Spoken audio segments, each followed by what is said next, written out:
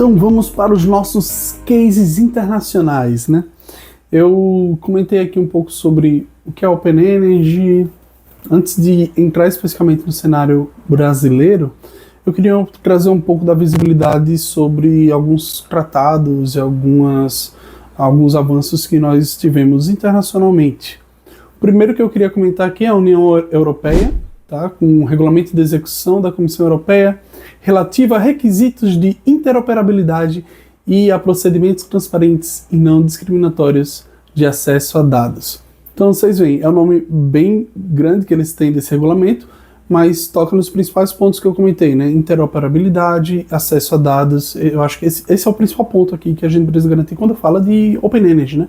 Garantir que os sistemas se conversem e que os dados estejam acessíveis. Então, esse regulamento da União Europeia tem como objetivo facilitar a interoperabilidade e aumentar a eficácia das transações que envolvem acesso a dados e intercâmbio de dados por parte dos participantes do mercado. Então, exatamente o que eu comentei com vocês, né, sobre garantir a disponibilidade daquele dado e interoperabilidade entre sistemas também. Na Austrália, a gente tem o Consumer Data Right, que é o direito de dados do consumidor, que se trata de um plano que abrange a economia australiana como um todo, inclusive o setor elétrico. Então não é algo à parte no setor elétrico como a gente viu na União Europeia, já é um panorama mais geral, é um regulamento que abrange um todo ali dentro da Austrália e que acaba abrangindo também o setor elétrico. E é um serviço opcional que possibilita o compartilhamento dos dados, né? Então aquilo que eu comentei. Você escolhe se vai ou não compartilhar os seus dados, e se você escolhe compartilhar, vai dar total visibilidade com aqueles que estão sendo compartilhados com a mesma finalidade de ter acesso a melhores produtos e melhores serviços personalizados para você especificamente, né? Daí a transferência de dados lá na Austrália é feita entre provedores, mas o governo australiano projetou e supervisiona o sistema para garantir que seja seguro para os consumidores. Então ainda tem esse pezinho do governo garantindo a segurança das unidades consumidoras que aderem a esse modelo.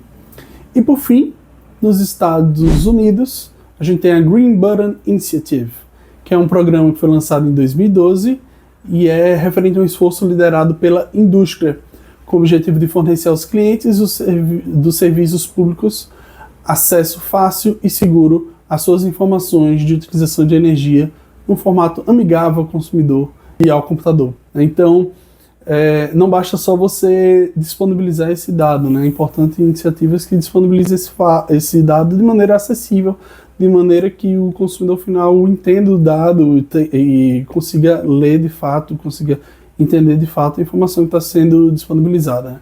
E nesse programa, um total de mais de 50 empresas de serviços públicos e fornecedores de eletricidade aderiram. No total, esses compromissos garantem que mais de 60 milhões de residências e empresas poderão aceder com segurança às suas próprias informações energéticas no formato padrão. Então, ressaltando a importância da padronização do dado e uma padronização que seja legível para as unidades consumidoras que não estejam tão acostumadas assim a esses conceitos de energia, né? Que às vezes podem não ser uma realidade tão forte deles assim, eles precisam do acesso a esse dado de maneira simples, de maneira legível. No Brasil, como eu já comentei, a gente tem um paralelo muito bom com o Open Banking, também com o Open Finance, só que eu já comentei um pouco sobre esse processo no início da minha fala aqui sobre Open Energy. Agora, especificamente, eu gostaria de focar na contribuição da CCE na Consulta Pública 028 de 2023, na segunda fase especificamente. Eles trouxeram esse esquema que eu estou mostrando aqui, onde a CCE sugere um fluxo, né, de como que funcionaria a disponibilidade das informações dos clientes para as varejistas. Então, esse fluxo é bem interessante porque ele cai dentro daquele conceito, dentro daquela fala que eu disse do Gustavo Martinelli, né? A CCE ela não é detentora de um dado que seja extremamente relevante para varejista oferecer um produto para um cliente de uma distribuidora, por exemplo, um cliente que pode migrar. Quem detém essa informação de fato é a distribuidora, né? Então, na visão da CCE aqui, que é bem interessante, a distribuidora oferece, por meio dos seus portais de comunicação com os clientes, por meio de suas páginas, a possibilidade de compartilhar ou não compartilhar essas informações com comercializadoras varejistas, com outros players.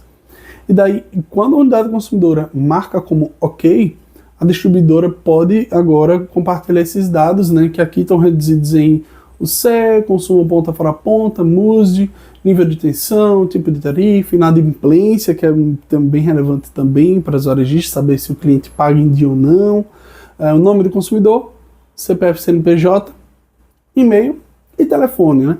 Essas informações sim agregam para o varejista, né? Essas informações sim permitem com que o varejista olhe para aquele cliente e diz, opa, esse cara daqui tem um consumo que é complementar ao meu portfólio aqui, ele é complementar aos outros consumos que eu tenho agregado na minha carteira. Traga esse cara para aqui, vamos fazer uma oferta para esse cara. Então, opa, esse cara tem um perfil de inadimplência corriqueiro aqui, pode não ser tão interessante fazer uma proposta para ele. Enfim, e essa estrutura que a CCE propõe, né? E você vê que a CCE ali, ela está só no meio viabilizando, notificando, né? Notificando os agentes sobre a disponibilidade desses dados, mas ela não é detentora desses dados de fato. Ela é só o caminho que a gente vai percorrer para alcançar daí sim a liberação dessas informações, o Open Energy de fato para esses clientes.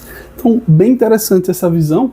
E na sequência a gente também tem a visão do cliente que, essa visão aqui, essa primeira visão que a gente tem é do cliente cativo, que decide liberar suas informações para os varejistas, mas eles também disponibilizaram essa outra visão aqui do cliente que já está no livro também, quer compartilhar suas informações, né? Também é um cenário bem possível, diria eu, que deve ocorrer muito mais também nos próximos anos, que é a troca de representante, né? Ou seja, o cliente X está com a varejista A, né, desse desenho aqui, só que ele diz, não, eu quero receber outras propostas, quero ouvir quais outras propostas que as outras varejistas têm no mercado para mim.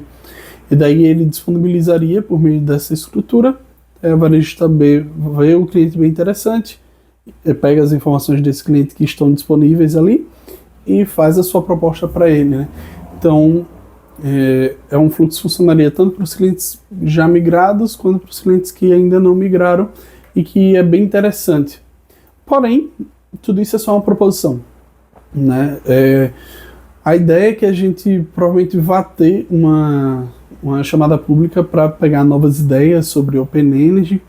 Então, é bem interessante a gente continuar sintonizado para tentar entender como que essa história vai se desenrolar aí ao longo dos próximos meses.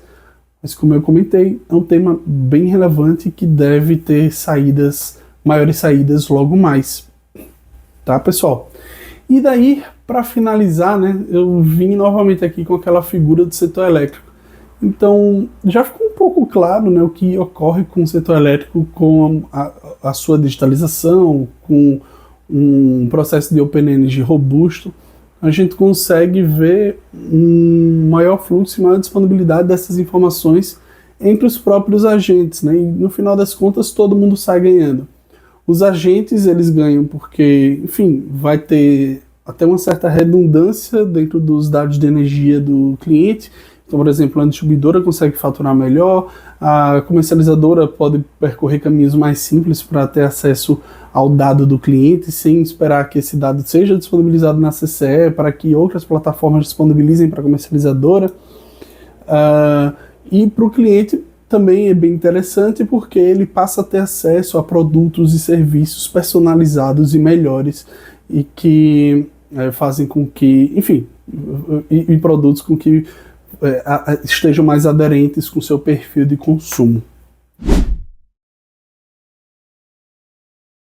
Perfeito? Então, a gente torna todo o setor elétrico mais integrado, mais digitalizado, muito mais dinâmico, que é o ideal, né? Falando agora sobre, até quando a gente olha para abertura para grupo B, nossa senhora, a gente precisa de um sistema com essas características, né?